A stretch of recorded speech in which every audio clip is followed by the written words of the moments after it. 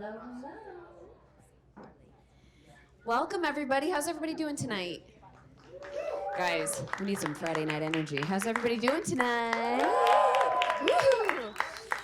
I do appreciate you guys coming out on a Friday. I know those of you who have been here before, we usually do this on Thursday, but for good reason we had to switch it to Friday. We have so many amazing educational classes that they needed this space the other nights that we had available. So, all good reasons, but that's why we're here on a Friday. So thank you for coming out. Welcome to Montclair Film StorySLAM. I'm Jennifer Cambris, the Director of Production and Special Projects here at Montclair Film. A shout out to our partners for all of the StorySLAM events this season, the Montclair Center Business Improvement District. Montclair BID is a non-for-profit organization established to enhance and promote downtown Montclair as a regional shopping, dining, and entertainment destination. Representing over 400 retailers and restaurants on Bloomfield Avenue and adjacent streets, the BID is a nationally accredited Main Street community that partners with businesses, nonprofits, landlords, and government to make Montclair Center a vibrant place to eat, work, shop, live, and play.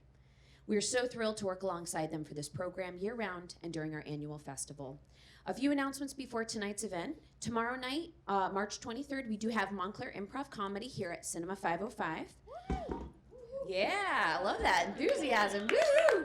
It's actually really, so it's really fun to come as a date night too. I do highly suggest it. Grab something to eat at a local restaurant and come and watch Montclair Improv Comedy. On Sunday, March 24th, we have a sensory-friendly screening of Kung Fu Panda 4 at the Claridge at 10 a.m. For those of you who don't know, we do these accessibility screenings where we bring the volume halfway down and the lights halfway up so that it's a little bit more sensory-friendly. So we have one on Saturday. This coming Tuesday night, March 26th, is National Science on Screen Day. To celebrate, we will be showing the 2017 movie Baby Driver, which doesn't sound like a science movie.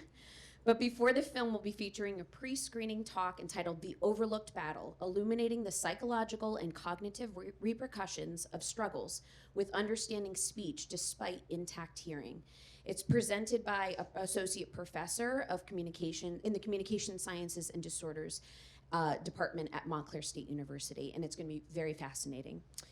On Wednesday, March 27th, we have your Bring Your Own Baby, BYOB, screening of Problemista. So if you have a new mom and dad in your life, or a nanny or a babysitter, please share this information with them on this program. We do it once a month. Sometimes they just need a place to bring the baby along for a judgment-free adult activity. So it's not a kid's movie, it's an adult movie. And we do the same thing, sensory-friendly, so it's a little easier to have the baby in the room. We have stroller parking and a diaper changing station. Believe me, it's amazing. Join us at the Claridge during April and May for our Clash of the Claridge Classics, where we pit some of the greatest years in film against each other. This time it's going to be 1939 versus 1999. So our first pairing in competition will be Gone with the Wind versus The Matrix. Come and watch the films, and then you get to vote for your favorite. I know, pretty funny. Don't forget to check out our exciting spring and summer classes for tweens, teens, and adults. And there's so much more coming up at the Claridge and Montclair Film. Please just make sure you keep your eye on montclairfilm.org for information on all of our event screenings and sign up for our email list so you're the first to know about all of our one-off events. We also want to thank our members. Do we have any members in the house? Any Montclair Film members? Loud and proud, y'all, loud and proud. If you aren't already signed up, please consider joining our family of more than 3,000 member households today, in addition to discounts and early access during the festival. Membership benefits are available at the Claridge year-round, as well as Montclair Film education programs.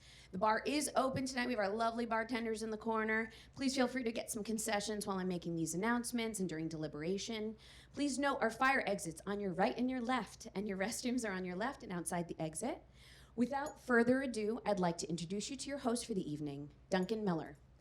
He's our storytelling teacher and coach here at Montclair Film. Duncan is a former actor and improviser who's performed with the Second City and Improv Olympic in Chicago. He's performed in various theaters, short films, and festivals in New York City, Chicago, and Baltimore prior to earning his master's degree in education. Currently, he's the high school academic dean at North Star Academy in Newark, helping guide the next generation of storytellers. Please welcome Duncan. Thanks, Jennifer. Good evening, everybody. Thanks for being here. I saw the members starting to get a little riled up. Thank you for controlling yourselves. I'd love to see a show of hands. Who has never been here before, or it's at least your first StorySLAM? Awesome, about half of the audience. Let's give them a round of applause. Members, let's welcome our new community members. Thanks for being here. I'm gonna try something I don't usually do to start off. I'm not a big fan of call and response, but in light of the theme, let's try it. Who runs the world? All right. And girls become women, so ipso facto, women run, you got it. I teach history, or used to teach history, and kids always ask me, why are there so many wars? And I'm just usually like, sorry fellas in the room, it's us, we're the problem. Let's rewrite it. Before we dive into launching the theme and meeting our storytellers for the evening, we're going to run over the rules of engagement and meet our wonderful judges. We are very fortunate to have 3 community and industry professionals here to join us. We'll go through their biographies so you get to know them a little bit. They're the ones who control the fate of the storytellers. On the line tonight is 3 Montclair Films swag bags, and the first place prize also gets a full year membership, so it's a very exciting prize here tonight. So let's meet our judges for this evening. They are the ones in charge, after all. First up, here in the middle, we have Rita Walters. Let's give it up for Rita. Rita is the Vice President for University Development, Alumni Engagement at Montclair State. Rita brings more than 20 years of fundraising and advancement experience in higher ed and nonprofit sectors. Most recently, she was the VP of Development and Alumni Relations at Union Theological Seminary. Her responsibilities include oversight of development, alumni relations, corporate engagement, and the launch of several new platforms, including a Blackbud Razor's Edge NXT upgrade. Rita began her career in finance before transitioning to advancement. She also served as the inaugural Chief Development Officer for Catholic Charities of Maryland and Vice President for Advancement at Maryland Institute College of Art. In addition to that, she spent more than 5 years at Johns Hopkins. She holds a master's degree in liberal arts from Johns Hopkins and a bachelor's degree in accounting from Fairleigh Dickinson. Rita's reputation for creativity and entrepreneurship, combined with her passion for social justice, community engagement, and collaboration, will help Montclair State continue to forge ahead in their journey towards becoming a model of 21st century public serving research universities. Let's give it up again for Rita. Welcome. Here on the edge, we have Monique Cupid. Welcome, Monique. Let's give it up. Monique is the co-founder and creative director of Life in the Pause, a groundbreaking organization committed to creating a safe and supportive space for women embarking on the menopausal journey and beyond. With a profound mission to redefine the narrative surrounding menopause, Monique endeavors to transform it into a celebration and empowerment of self-discovery. Her personal exploration of understanding menopause was filled with challenges. Unaware of premenopause's early signs in the late 30s, she journeyed through her years of confusion and isolation. Now in her early 50s, I do not believe that. Her leveraging her experience to become a beacon of awareness, ensuring no woman feels alone during this transformative phase. Monique's influence extends beyond Life in the Pause. She's also the dynamic force behind the Midlife Glow Chaser and Brown Skin Green Beauty, where she shapes beauty and lifestyle trends with flair. An outspoken advocate for pro-aging and clean beauty, Monique tirelessly champions authenticity and empowerment. Discover the supportive world of Life in the Pause at lifeinthepause.com and join Monique in embracing the beauty of every life chapter. Gotta get that part right. Welcome, Monique. Let's give it up again. Third and final judge on the end here is Julie Winoker. Yes, I thought we knew. Julie is the executive director of Talking Eyes Media and has been a storyteller for over 2 decades. First as a magazine writer and then as a documentary filmmaker. She launched Talking Eyes Media in 2002, and her work has appeared on PBS, The New York Times, The Washington Post, Time, and National Geographic. She's the co-founder of Newest Americans, a storytelling project about immigration and identity based in Newark, and has been named the best online storytelling project in 2020 by Pictures of the Year International. She's also the producer and director of The Sacrifice Zone and Bring It to the Table, both documentary films with extensive impact campaigns. Winoker is a National Geographic explorer and has been on the faculty of Rutgers University in Newark and the International Center of Photography in Newark. Let's give a round of applause for Julie as well. All right, you know who's in charge, so let's hear the rules and then we're diving in. Storytellers, you have 6 minutes for your stories tonight. The illustrious Jennifer here in the front row is the one in charge of your time clock. She will give you a green sign when you are halfway through at the 3-minute mark, a yellow sign when you have 1 minute remaining, 5 minutes, and the red card is just that. It's time to get out of here. We will not yank you off like the Apollo, but we highly encourage, if you see the red sign, start to find a meaningful end to your story. And the only rule besides that is to be on theme. Obviously, we've borrowed from the social media trend, name a woman. We want to know about the wonderful, unforgettable women in your life. show us who they are, show us how they built you, and change the community around you and around them. We have incredible storytellers ready to share with you tonight, so let's welcome our first one to the stage. Let's welcome first Abby Shore. Welcome, Abby.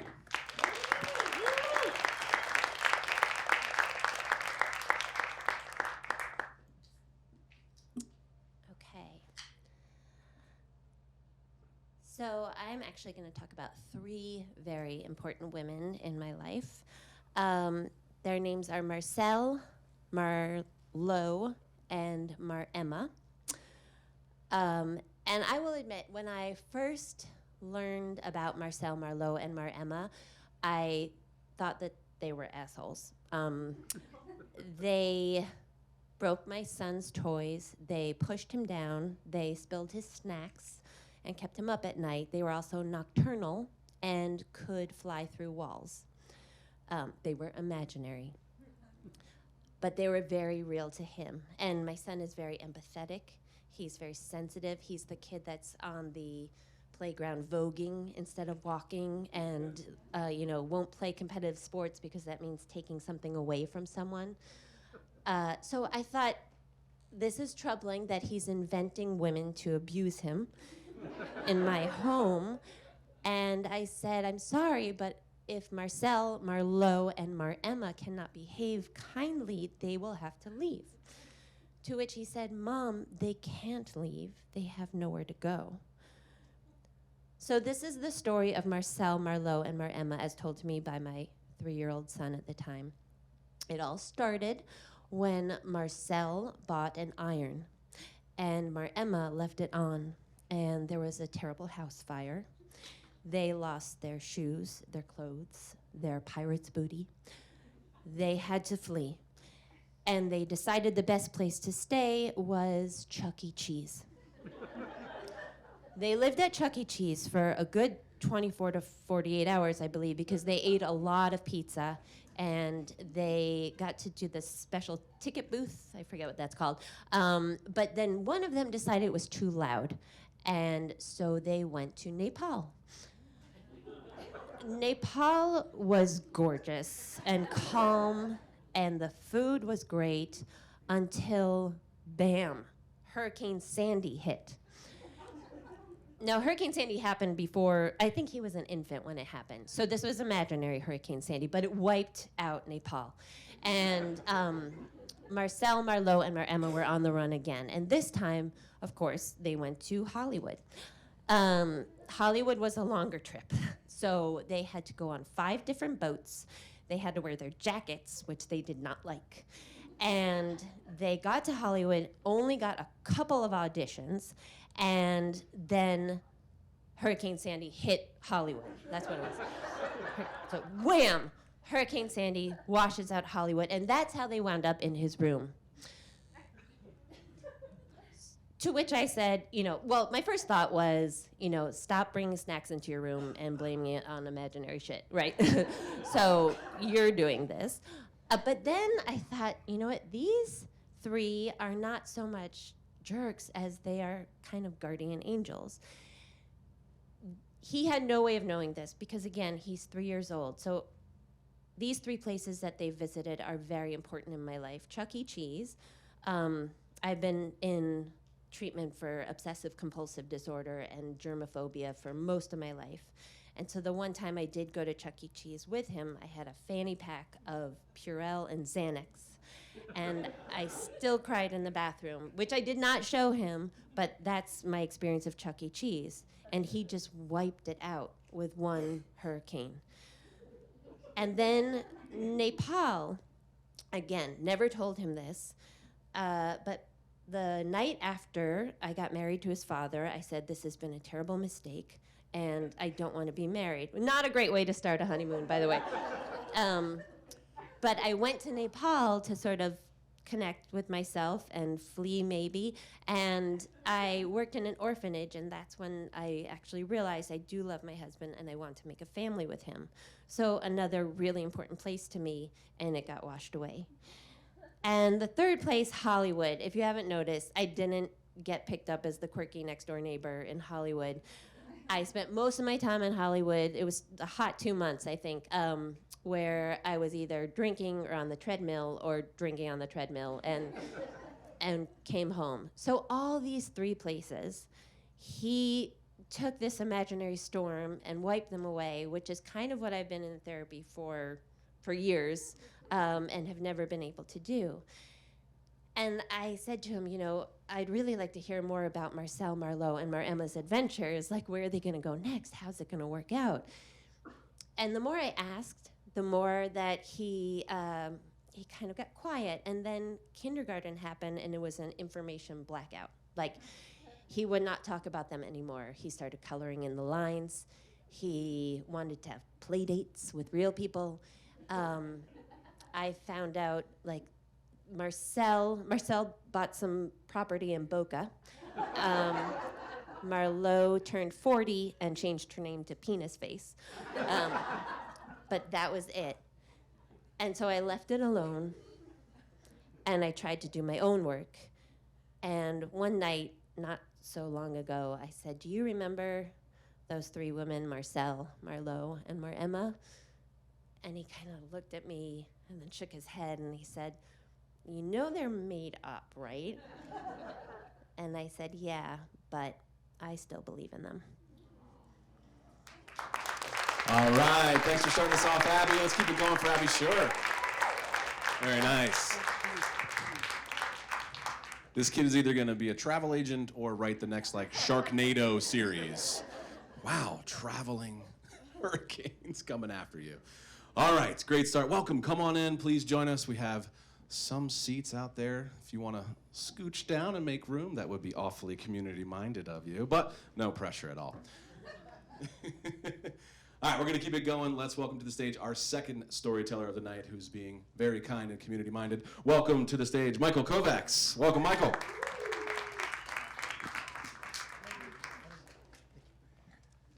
I'm not going to top that last story, but I'm going to try. Set that bar high. Thanks a lot. I've been a teacher since I was 19. And I can tell you one thing, we're all a mystery to each other. We don't know what we mean to each other. We overvalue, undervalue, but we really don't know. And sometimes teachers, this happened to me and I've done it, we bring someone under our wing. So here's a story about a punk rock chick who blooms. It's a Memorial Day weekend of 2022, and my wife and I are in Colorado in this small Catholic church, and we are surrounded by people, it's a teeny Catholic church, with like mohawks and multicolored hair and piercings that you can see and not see, and ink, enough ink to redo the Sistine Chapel. And I look around and I'm like, oh yeah, this is great. This is good. I love it. Like, this is great. And we're here for the wedding of Liz. Now, Liz, I started teaching her somewhere in 2004, I think. And she was a freshman in high school, tall, skinny, and a gigawatt of power within a human being. She was just amazingly intense and kind and loving and a sweetheart. And I showed her Bad Religion, I showed her the Ramones, I showed her Green Day, I showed her Green Day, I showed her Green Day, I showed her everything. But she learned, and teachers have to do 2 things. You show up and you're present, and that's all you do. You don't judge, you don't do squat. Sometimes Liz's home life was a little unstable. I don't want to say any more than that, but I would just show up. No matter what chaos was happening or had just happened, I'd be like, hey, show up, and listen. And then just go from there. I never judged, never whatever. She was just a sweetheart. I think somewhere in senior year or freshman year in college, I'm like, hey, darling, I'm doing this film video for a song of mine, Someday Beautiful, and I got my friend Josie in it, and my wife's going to be doing filming, and my friend Scott, and my friend Jess, and I said, come on in and be in this video. And she did, and all those people, my wonderful circle, surrounded her and loved her, and she loved them back, and she still talks about them to this day. I did a rock opera. I said, hey, darling, why don't you be a character in it? She said, sure. Hit it aces high. Okay, Time goes on. And, no more lessons, but I get a call. Hey, Mr. Kovacs, we're going to meet for dinner. And my wife and I take her to dinner. Hey, Mr. Kovacs, you want to meet for coffee? Sure, okay. Meet for coffee. And she tells me about college and all the stories. And I give advice when I can. But above all else, I worry. I worry. Nothing weird, but you're just going like, please take care of yourself. And she did. She graduated from college, I think with honors. And life goes on, and we're meeting still, and it's here and there. And then she moves off to the West Coast, and everything is good. And finally she gets married, and poof, we're there. And then all of a sudden, up the side aisle, there comes Liz's mom, healthy and happy, and boom. And I'm like, this is great. And then up comes her dad and her. And at that point, I turn into a fire hydrant that was hit by an SUV. I start. Because I know one thing from my life. I know one thing. This didn't have to happen. This beautiful young woman with her dad, everybody here, did not have to happen. This is a gift. This is a beautiful, amazing moment that didn't have to happen, but did. And I am just sobbing my brains out. So, come to the reception. I'm there, and I'm like, well, what are you? I'm like, they ask me, like, oh, we're the neighbors, we're the uncles, we're the nephews, what are you? The guitar teacher? It's very weird. We didn't know she played, about 10 years ago or something. The mom pulls me aside and goes, hey, look, I just want to let you know something. I want to thank you a lot for being there for her when she was in high school. You showed up, you listened, you never judged, you were the adult in the room, and I want to thank you for that. You mean a lot to her because of that. And I'm looking back at her like, huh? I didn't do anything. I just showed up and didn't judge anybody or say anything. I just showed up for the kid and never once said anything or acted weird, which made me go, wait, what did I do? Later on that night, the dad pulls me aside and goes, hey, look, I want to thank you so much for being there for her in high school and being the adult in the room. And that's when I lost it. That's when my brain my soul was like an old bank vault, like, and opened up, and I just lost it. Because this is a dad telling me that his only daughter, that I meant a lot, and I kind of filled in some gaps here and there. And I just couldn't fathom it, that this kid, who's now a grown woman, that I mattered that much. I knew she meant the world to me, but I just show up and be present. And as we were leaving that night, my heart glowing, I remember seeing her and the rest of the party doing whiskey shots and diving into the pool in her wedding dress. And I'm like, I love that girl. I love that girl so much. I cannot describe what that girl, that woman, means to me. I know she means a lot to Jost and to my wife and to a lot of people, because she's a great person, always has been, always will be. The downer was that a week later my mom died, so kind of suddenly, and that whole wonderful feeling washed away. But I'm very happy to announce that Liz has a baby boy and is doing great in Colorado, and she's a great person, and I'm so glad to be part of that woman's life, because I know she changed mine, that's for damn sure. And I'm glad I was a part of it, and I love her. Thanks, y'all. Have a great night. All right, let's keep it going for Michael, and let's give it up for that baby that was born. Beautiful. I took some guitar lessons. If you didn't notice, his hand's not built for guitar. Then I met a drum teacher, and his name was Blaze. And that was it. We're on. You know him? I bet you do. All right. Storytellers, get comfortable up here. This is your microphone. Feel free to move it around. If you'd like to take it out, you are certainly welcome to do that. I can help you get it back in. We want you to embody the space. We're going to keep it going. Let's give it up for Nancy Leroy. Welcome, Nancy.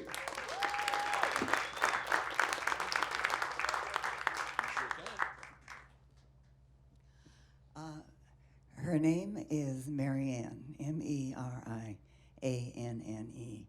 It was 1985, I think, and Marianne and I were Foreign Service officers, diplomats. And she was at the U.S. Embassy in Uruguay, and I was at the U.S. Embassy in Mexico City. And we were being reassigned to Washington, D.C., to what was called the area office, We were going to be desk officers in charge of facilitating programs and policies for public affairs officers in U.S. embassies in South America and the Caribbean. And it was a big office, and Marianne eventually wandered down to my end, and I had some black, big, heavy-duty Canadian ice skates on my doorknob.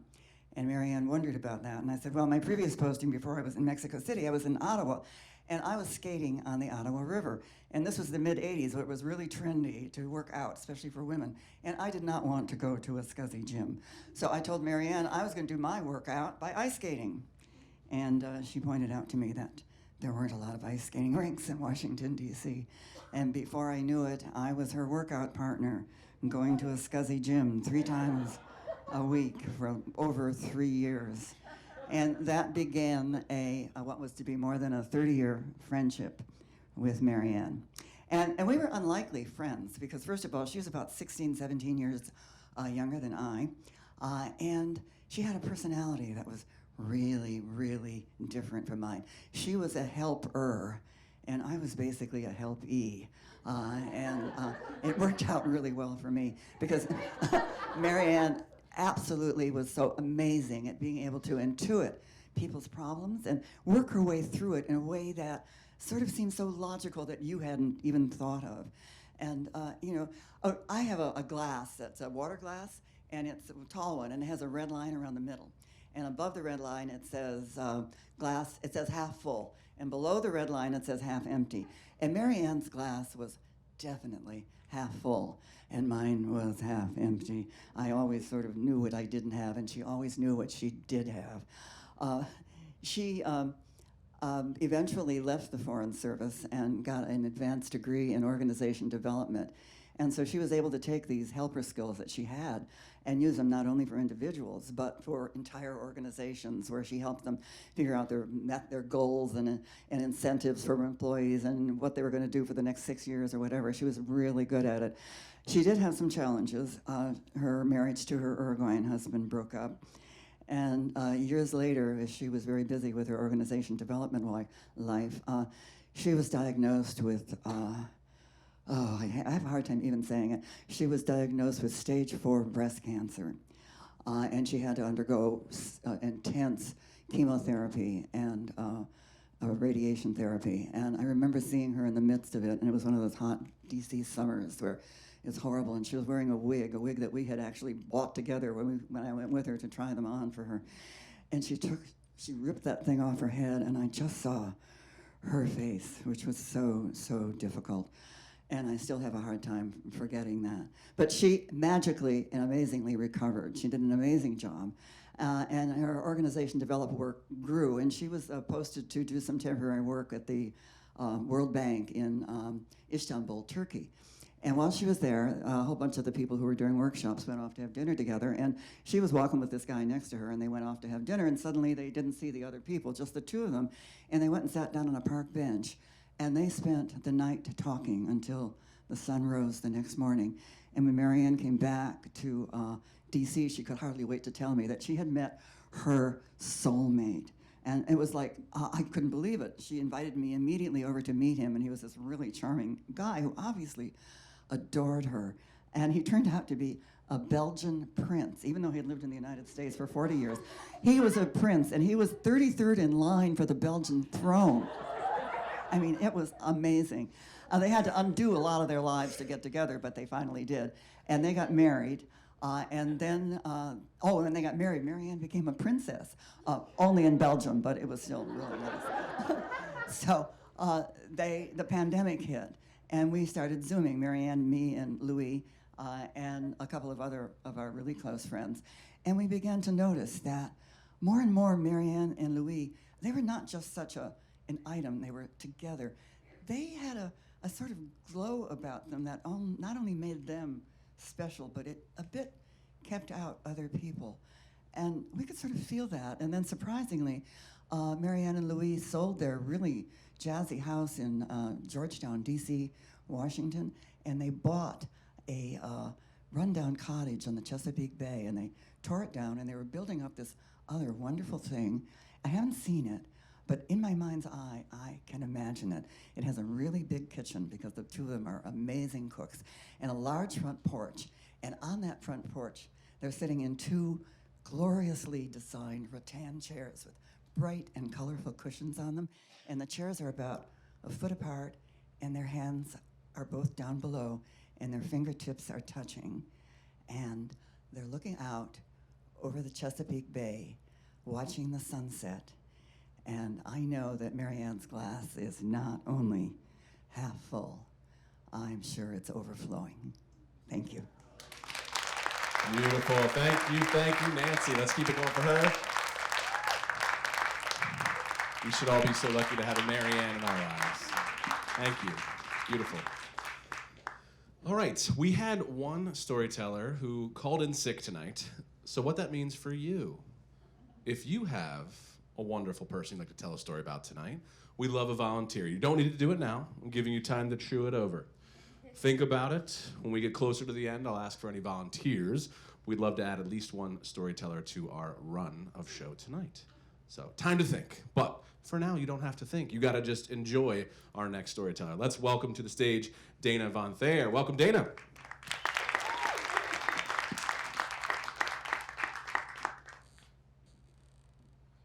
Thank you. Adjust that. So, Eleanor May Von Thayer is my grandmother. Some people called her Ellie Mae. She was all of 4'10", blonde hair and giant blue eyes, until about the 1960s when Beverly Hillbillies came around. She said, like hell you're calling me that ever again.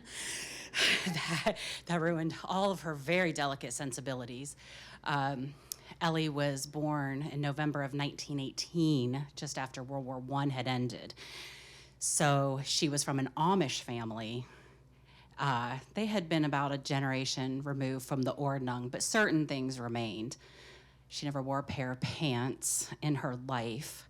However, she owned a beauty salon, and she smoked 2 packs of cigarettes a day. So, whatever. And she raised me. She raised me a very, 70s, 80s kid, just like she raised a lot of kids.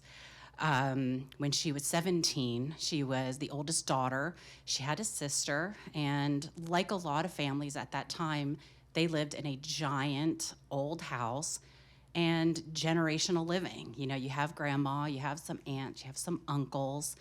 And in her case, her parents made a bit of a trade with the neighborhood boy to marry him tomorrow, right now. So her father, Carl, was sick. He had cancer, and this is in Ohio. And at the time, women couldn't really own much of anything. We couldn't own our own houses without a husband. We didn't have bank accounts, and what are you to do when you have 2 daughters and if you're gone, that's gonna go to one of your 7 brothers who are gonna fight over what you have. And many of them are just coming back again from this war that only happened less than 20 years ago. It's still very fresh in their mind. And so in walks this neighborhood boy, dumb luck, dumb. His uncle worked on the railroad and had some kind of an accident. And again, this is coming down some generations. We never really know the truth of what happened with that accident. But it was gonna keep him off of the railroad, and he got his idiot nephew to take over his job temporarily. But he wasn't really quite up to the task, because he had to go across the country and introduce himself to the mayors, to the townsfolk. This is what the railroad is going to do for you. It's not just gonna be soot and filth. It's not gonna be vagrants. You're gonna love it. He didn't really have that, shaking hand and smiling thing. So they thought we should marry him off. Let's get him a nice, proper little wife at 17. And she can make him seem legitimate. And that's what they did. And they talked her into this as much as she fought it. But in return, she'd be able to travel the world, the United States. And when she got back, she'd be able to become a nurse. That was gonna be her reward. And they wouldn't lose the house to one of these uncles and their families who would take over and potentially even kick them out. We don't know. And so she left, and she shook the hands, and she made the tea, and they get home, and she's ready. She's ready to live life. And oh, does she feel so great about herself? She got out of our little town in Ohio, and she got to meet all of these people. And then they sat her down and let her know, he has a young sister who's about to have a baby, and it's now yours. Everyone already thinks you're pregnant, Eleanor. And there she is at 17, just about to be 18, with a baby that's not hers. And she said, at some point, I'll take care of him, but this house is mine. The beauty shop is mine. And a couple of years go by, and this idiot husband was catting around, if you haven't heard that term in a while, and she threw him out with the dishwater, and she kept that house, and she kept that shop, which was named Von Thayer's. Her father didn't die. He probably wished he would have at that point.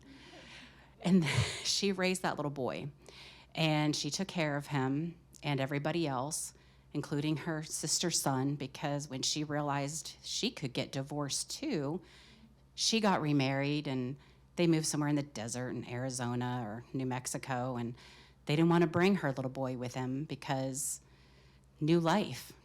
And so Ellie raised him too. And then at some point, time marched on like time does, and Ellie Mae Clampett came around. But before then, there came my grandfather, who also worked on the railroad, and his train got stuck behind her house. And they said, where can I go for a shave? And they said, oh, Von Thayer's. Ring the doorbell. And it was one of those doorbells that when you pull it, it would echo through the whole house. Ding, dong, ding, dong. We never locked a door in this house. And she answered, and she gave him a shave, and suddenly that train broke down every Sunday until they got married. And she had raised that boy and the other one and a couple of cousins and a couple of other boys who didn't have great family lives, who needed a sandwich once in a while. And when my own mother couldn't raise me, she did the job. All right, let's keep it going for Dana. Beautiful.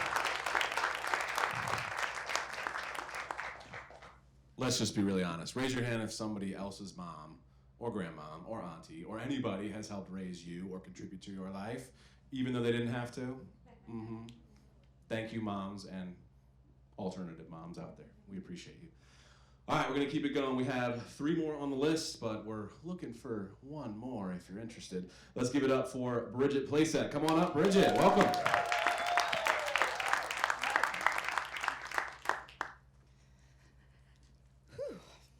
Okay. So I am what some call a geriatric millennial. This means I was born on the cusp of Gen X and millennial, although if you ask my 10-year-old, I'm a boomer, because everybody under Gen Z is a boomer anyway.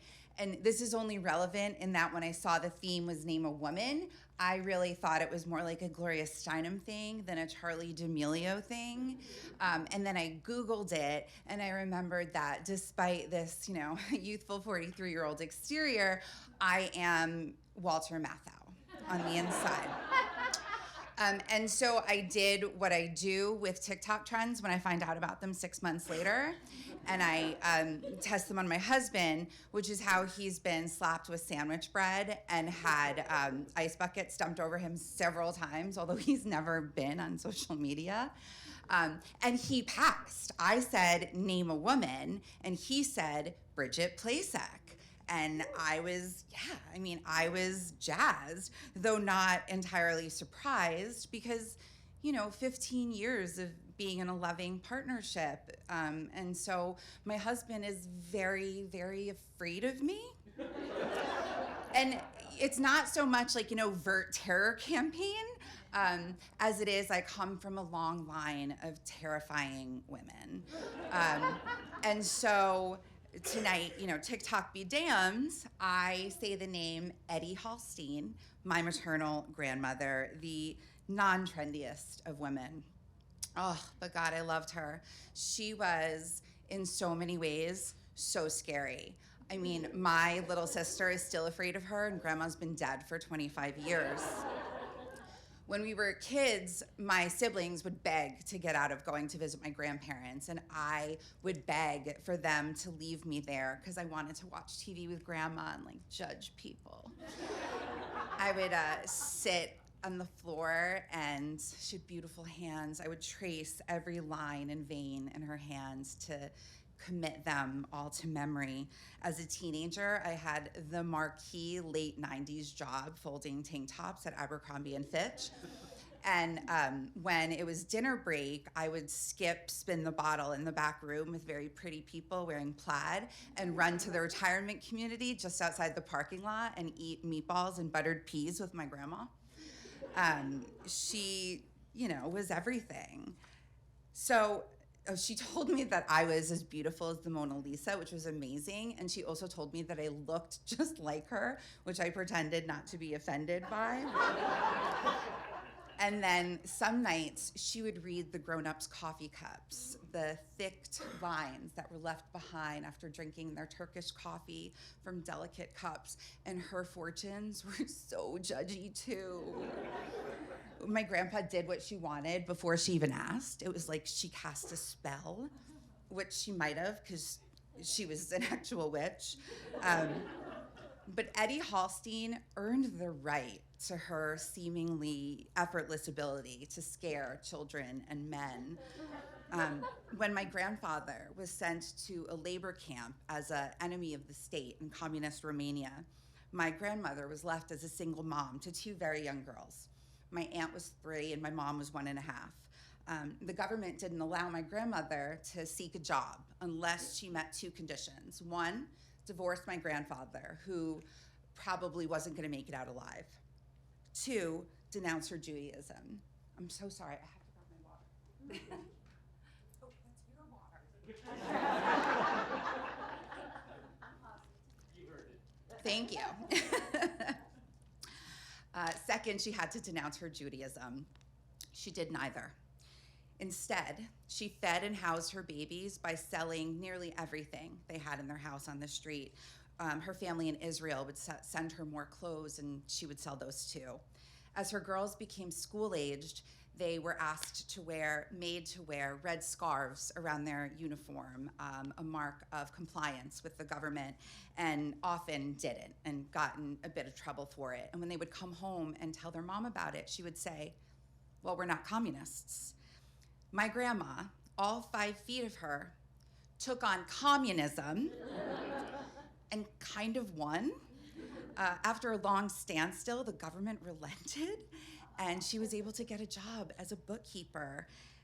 Finally, after 12 years, and truly with only faith driving them forward, my grandmother, my grandfather, and both of their daughters were able to flee Romania and live a free life.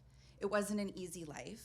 That kind of baggage is heavy to carry over a lifetime, but they filled it with love for each other and their daughters and their grandchildren, even the scaredy cat ones. So I think it's for this reason that I deeply appreciate and enjoy a lady who is, as they say, full of piss and vinegar. Name a woman and name someone who has fought for her place to stand in line at least once in her life, probably many times, and still stood behind less deserving men. Name a woman and name a person who has created her own life through chutzpah and chance and trials by fire, and still is called the weaker of the sexes. Name a woman and think of Eddie Hallstein, my brilliant, beautiful, tough as nails grandma, who made a woman like me, whose husband names me. Thank you. Yes, let's keep it going for Bridget and Eddie Hallstein, of course. Woo! Beautiful story. I mean, of course she defeated communism, though. You know who invented communism? A man. Ridiculous.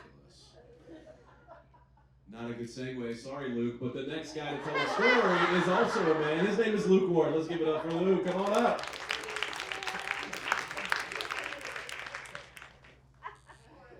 This is the story of how I invented communism.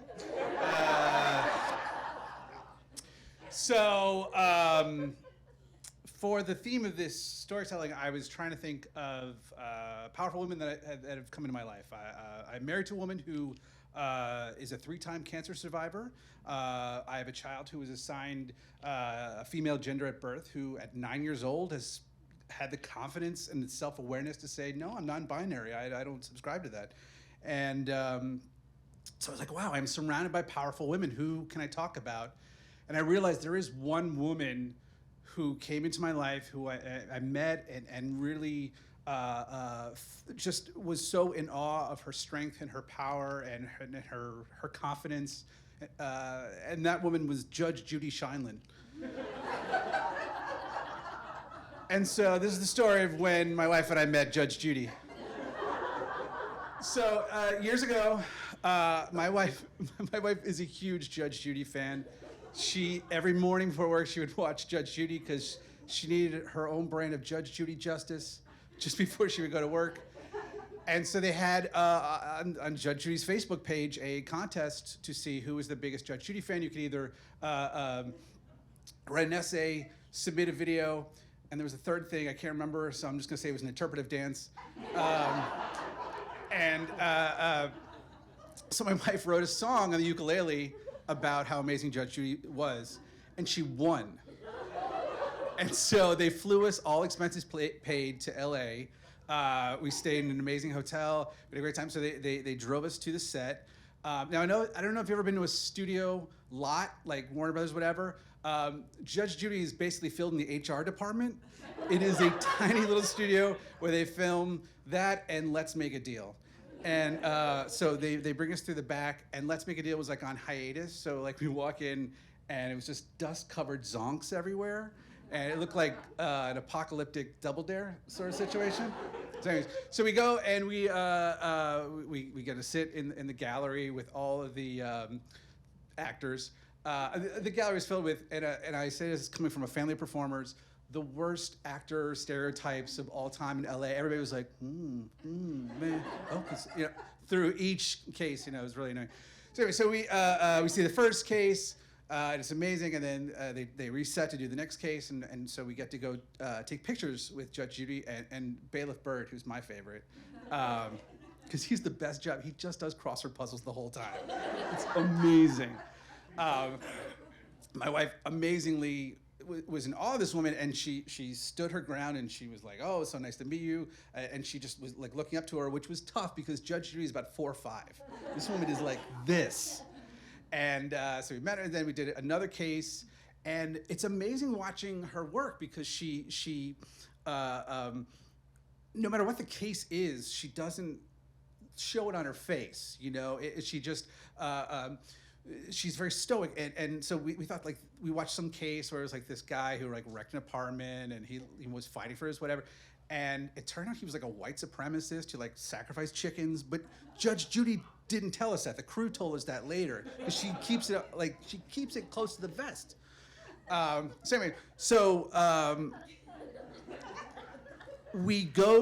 They take us to lunch in the cafeteria, which is a conference room, with long tables, and there's one table that's got this beautiful like satin tablecloth.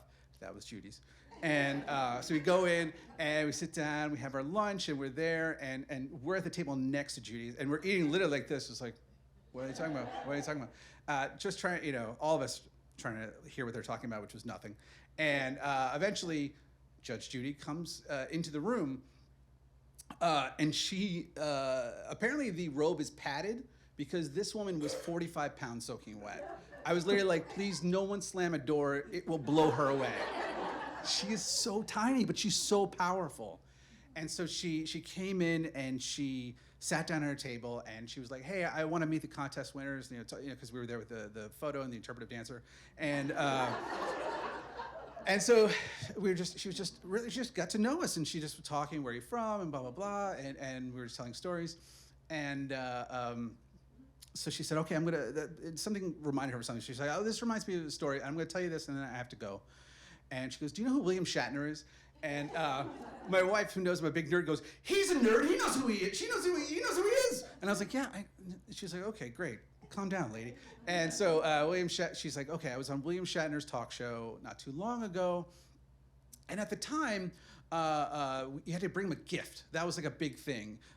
We had to bring him some sort of gift. And so we had these gold Judge Judy rulers that we were giving. There was the big present at the time. So I brought it and I go in the show.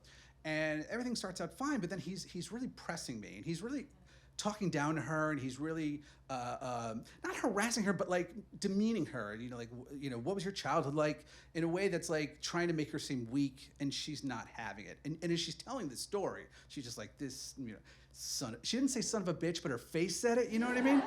And she's just like, and she's getting more and more angry as she's telling the story, and she's getting more upset about what's happening.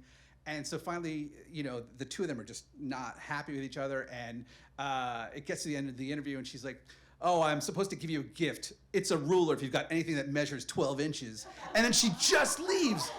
And we're all like, oh my God, Judge Judy's told a dick joke and dropped the mic and left. It was amazing. I was like, wow. And that's the most powerful woman I've ever met in my life. All right, let's keep it going for Luke. And of course, keep it going for Judge Judy. I was always partial to Judge Mathis, but I'm in. I'm sold. All right. Fine folks. Is there anybody who's been compelled? There is zero pressure. But we want to see. Yes? You ready? All right. We're going to have you bring us home. We have one more storyteller, and then we're going to check in with our new volunteer and do one more. But let's welcome to the stage our second to last storyteller. Let's welcome Miriam Mandelbaum. Welcome, Miriam.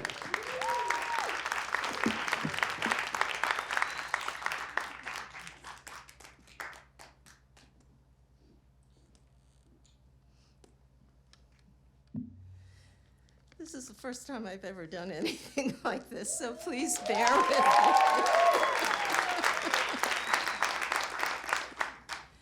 And it's, I guess, a way of coming out. The woman that, the extraordinary woman that I wish to talk about was my aunt. And she's responsible for my having been a monarchist, a secret monarchist, for most of my life. And in there lies the tale. Her name was Hannah Hecht. I should say Zikrona B'Fracha. May her memory be a blessing. She was indeed extraordinary and wonderful with children. She was my second mother. And like my parents, she was a refugee. She was part of the flotsam and jetsam that emerged from the DP camps of Europe. They couldn't get into the United States, but they managed to get a berth on a British military ship and ended up in Canada. And now I was not aware of the Queen of England for most of my early life because I attended a French Catholic nursery school, a primary school, and a Hebrew Talmud Torah, neither of which had the requisite portrait of the Queen, who had ascended the throne in 1952, I think, and her portrait was then displayed throughout public buildings throughout Canada, particularly in Ontario. But neither of those places had her portrait in them. What happened was I was quite ill. I inherited some very bad genes. The Eastern European gene pool was not very large, and I was subject to fits of tonsillitis, which finally resulted in their having to be removed. And it was decided after much family discussion that this would take place in the doctor's office because I didn't speak English. I was just learning to speak French. And they felt it would be too jarring. It also was not in the, I guess up to through the late 50s, it was not unusual for children to have their tonsils out in the doctor's office. I unfortunately had some other problems and became quite ill and hemorrhaged. And I would not drink or eat anything, and they could not get me to do that. My aunt went out and found 2 glasses, hand-painted, and a book. And she came back and she said, these were magical. If I drank out of this glass, she had to get 2. My cousin, who was 6 months older than I, we had to have exactly the same things. And she insisted that I would not feel any pain. And I didn't. And so I recovered. The book that she got me, I of course couldn't read English, was probably by Dulac, who was a marvelous illustrator of fairy tales and such. And again, aside from probably saving my life, what happened was either on the way in or the way out, I saw a portrait of the Queen in her tiara and blue sash, and she looked like my aunt.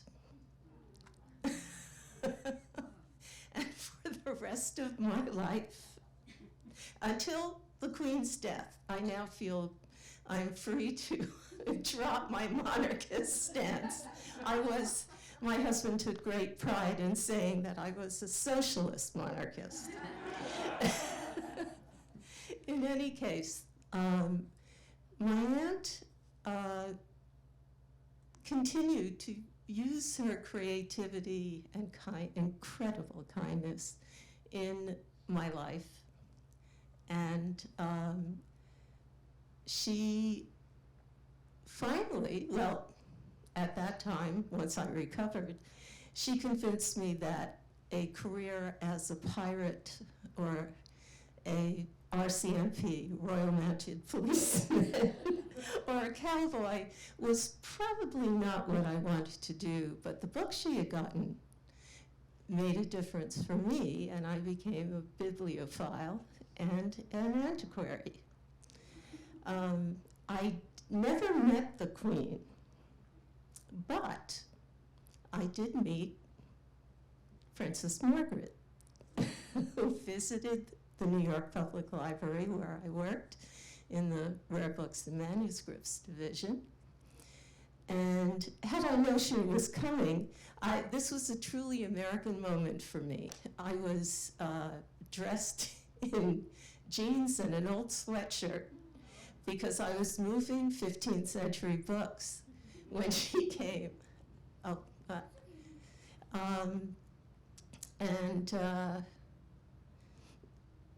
When she came in, I think it was Captain Twit, whatever his name was, Townsend, I think, who kept trying to get into the back rooms and we kept shooing him out. But in any case, I would have put out Jefferson's fair copy of the Declaration, but I didn't know she was coming. So I did put out the first book printed in North America. The whole book of Psalms, which was printed in Massachusetts Bay in 1640. She took exception to the wording, and I reminded her that they were dissenters, and the printer was a dissenting printer who left England because he could not print there. So it's kind of an end to that story, but it's also I have, since Elizabeth's death, stopped being a supporter of the monarchy. All right, let's give it up for Miriam. Thank you so much. What a beautiful story. Our brave soul from the back, if you'll make your way to the front. All right. One of my favorite parts of these nights is that during the deliberation is you have a chance to talk to these storytellers. We hear fantastic, wild stories. There's royalty in the room tonight. Get in there, talk to people, mix it up while we wait for our last storyteller. What's your name in the back? Yes. One more time. Rhea Bay. Welcome, Rhea Bay, to the stage. All yours. Thank you.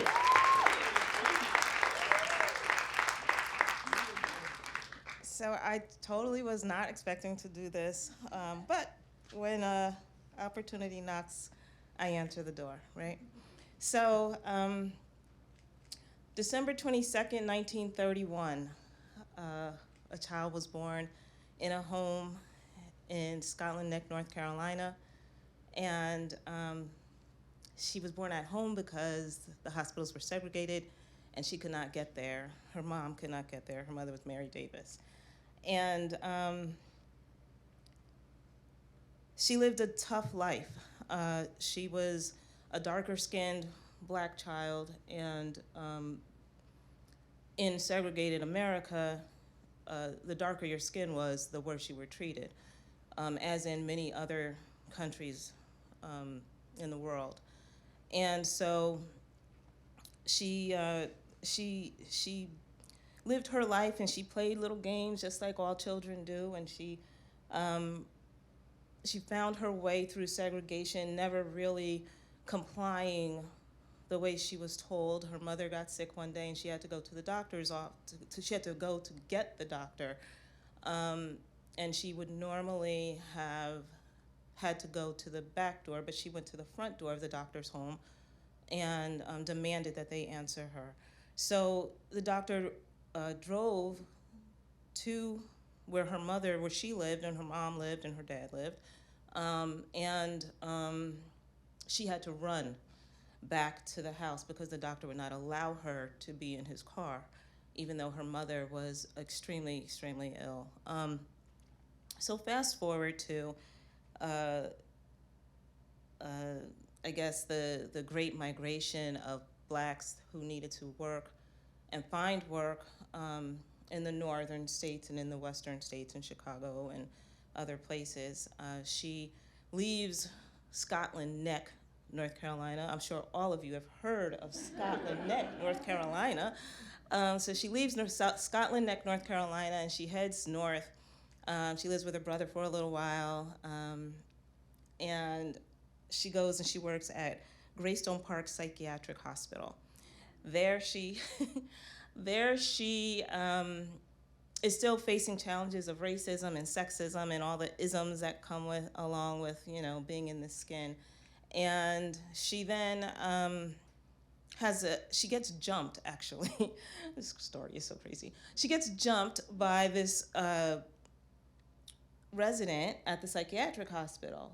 And so I don't know if you know anything about crazy people, but crazy people, sometimes they have amazing strength, right? So she's fighting literally for her life, and she's near like where the cafeteria was. So there's like a rack with a bowl on it, and so the woman is trying to kill her basically, and she whacks the woman in the head, and blood flies everywhere. So the part of this story, I'm going to try to get to another point, but part of the story is so crazy because there was a woman watching her be beat down by this patient, and she didn't do anything. So at that point, my mother, who I'm talking about, even though she's full of blood, the ladies now has let her go. She chases after the woman who watched her getting beat up because she's going to kick this girl's butt, right? So she can't find her. Somebody stops her in the hallway, and she's like hysterical, and she's like, what's going on? She's like, you need to find that woman. And so anyway, the lady never comes back. But anyway, that's a funny story that I remember from my mom. So Fast forward to, I was in second grade, I guess it was in the early 70s, and she's diagnosed with lupus and given 5 years to possibly live and not live a good life. And so she's doing all the things that mothers do, right? She's got me and my sister in Brownies. We're in Brownies. We're taking guitar lessons. We go to the Y. We learn Spanish on Saturdays. You know, like we do all of these things. That's what my parents did. Oh, let's not forget, we went to Mass every Sunday, right? And after we went to Mass, we went to Krauser's and got a frozen Coke. But so she does all of these amazing things, even though she's in pain the entire time. So then she, you know, she's sick. She goes out on disability. Fast forward, we're in the 80s. You know, I'm a not so nice teenager.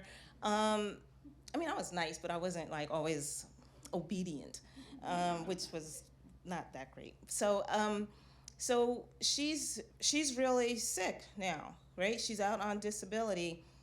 I got 1 minute. So my mother goes out on disability.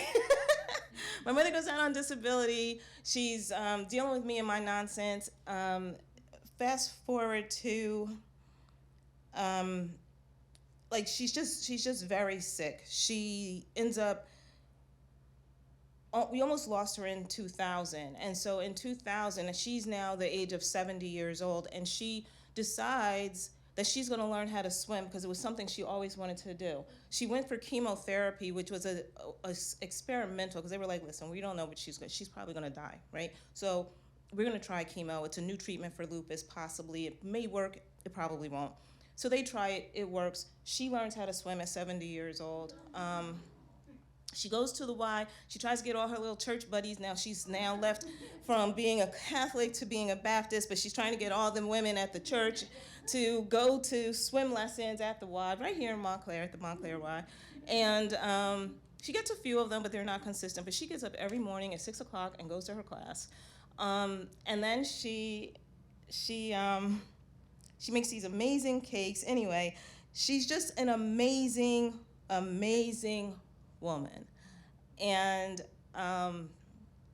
I just, when I had the opportunity to come up and share with you someone who is resilient, someone who is like goes beyond the odds, someone who is loving, caring, and trusting and nurturing, the only person I could possibly think of is my mother.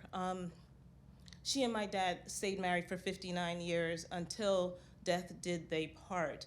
My father died on March 15th of 2020, and my mom,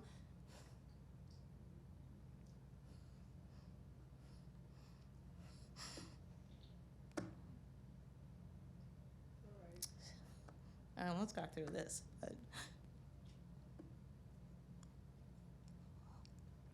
she passed last year, July 6th. She was just an amazing woman. I'm sorry you guys never got a chance to meet her.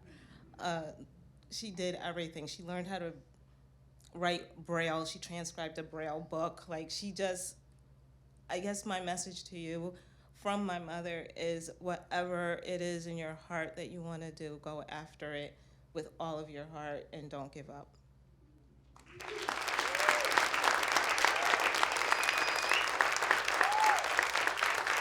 Couldn't be a better place, man. Let's keep it going for real, okay?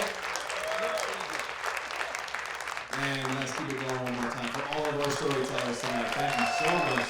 What a fantastic audience. We're going to send our judges upstairs to deliberate. Please go meet a storyteller. Meet your neighbor sitting next to you. The bar's open, restrooms back there. We'll come back together in about 10 minutes, and we'll award some prizes. Thanks, everybody. All right, we are ready to announce our winners. Nice meeting you. Our judges are filing back in. If you'll grab your seats.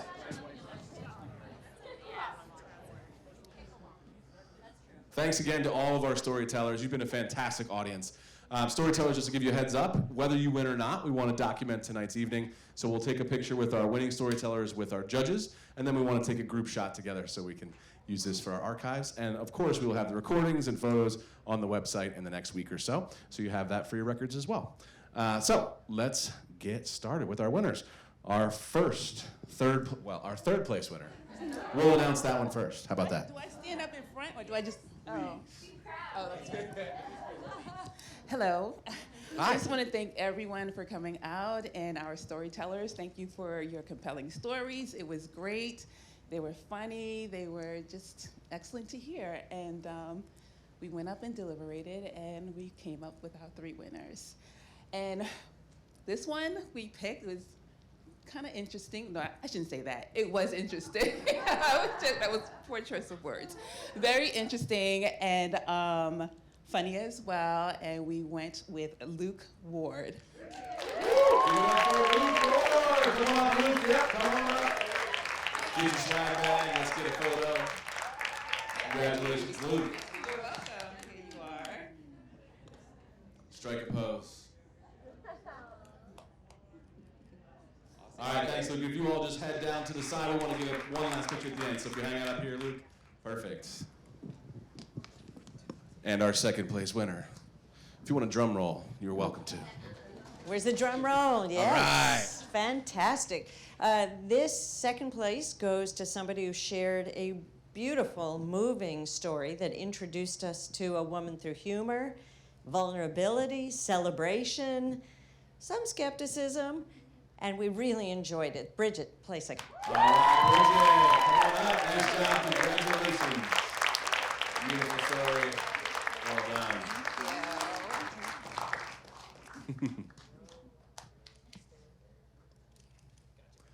All right.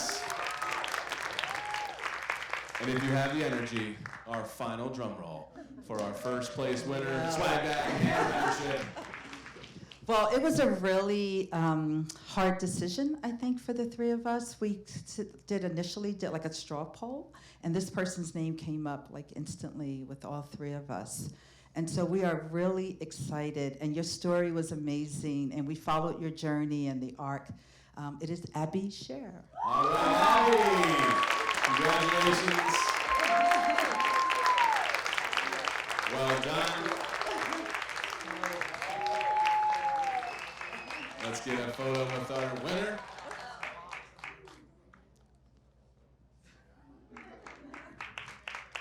Yes, one more round of applause for our winners. And can we have all of our storytellers up here, please? We want to get one shot with our judges. If our winners will come to the center, that would be perfect. Winning it nice and close, cozy. What a great community we built tonight. Judges, please join us.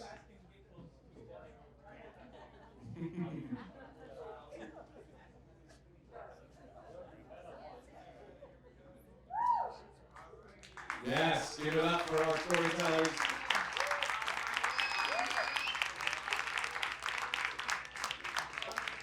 All right, congratulations. Thank you all. It's been a fantastic evening. Thank you for spending Friday night with us. Check us out on MontclairFilm.org. We have tons of events, improv tomorrow, lots of classes for kids and adults just the same. Get home safe. Have a great night. Thanks.